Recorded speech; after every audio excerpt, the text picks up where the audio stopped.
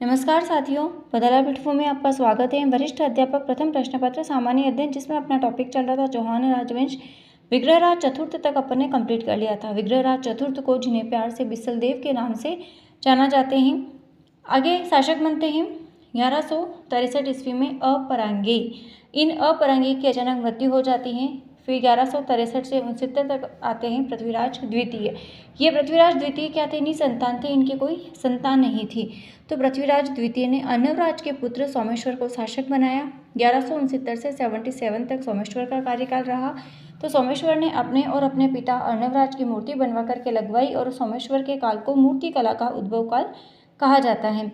सोमेश्वर ने कलचुरी की राजकुमारी थी कपूरी देवी, इससे विवाह किया था। इनसे इनके दो पुत्र उत्पन्न हुए, पृथ्वीराज चौहान तृतीय और हरिराज। ये सोमेश्वर जब आबू के जो शासक थे जत्र सिंह की सहायता करने के लिए जब आबू गया, तो आबू में सोमेश्वर की हत्या गुजरात के भीम द्वितीय ने कर दी। तो फिर कौन आते हैं? पृथ्वीराज चौहान तृतीय 1177 से 1192 तक।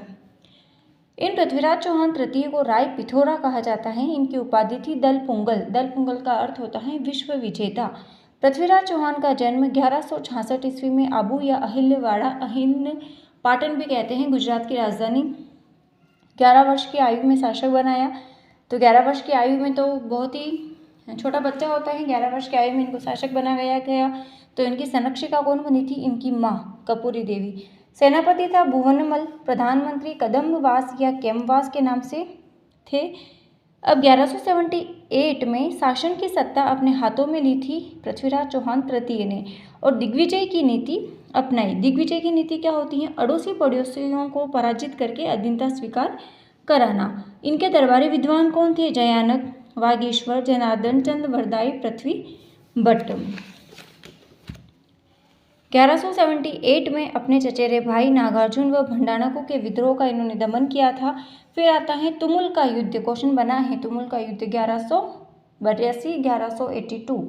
पृथ्वीराज चौहान ने महोबा का जो चंदेल शासक था परमर्दी देव चंदेल, उसको पराजित किया। इस युद्ध में परमर्दी देव चंदेल के जो सेनापति थे आला व उदल वीर गति को प्राप्त हुए थे और जयचंद गहड़वाल की जो पुत्री थी संयोगिता, उसको स्वयंवर से उठा करके पृथ्वीराज अजमेर ले आया और उससे विवाह किया था। 1186 से 1191 तक गोरी को पृथ्वीराज ने कई बार मोहम्मद गोरी को पृथ्वीराज ने कई बार पराजित किया। और कितनी बार पराजित किया वो देखते हैं। हमीर महाकाव्य के अनुसार 7 बार पराजित किया। पृथ्वीराज प्रबंध के अनुसार 8 बार, पृथ्वीराज रासो के अनुसार 21 बार, प्रबंध चिंतामणि में 23 बार ऐसा उल्लेख मिलता है। पृथ्वीराज तृतीय के द्वारा मोहम्मद गोरी को पराजित करने का इनमें उल्लेख है।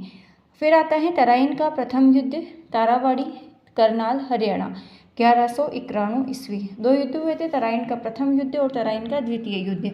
तो तराइन का प्रथम युद्ध तारावाड़ी, करनाल, हरियाणा, पृथ्वीराज तृतीय और मोहम्मद गोरी के मध्य में हुआ, जानते हैं अपन सब।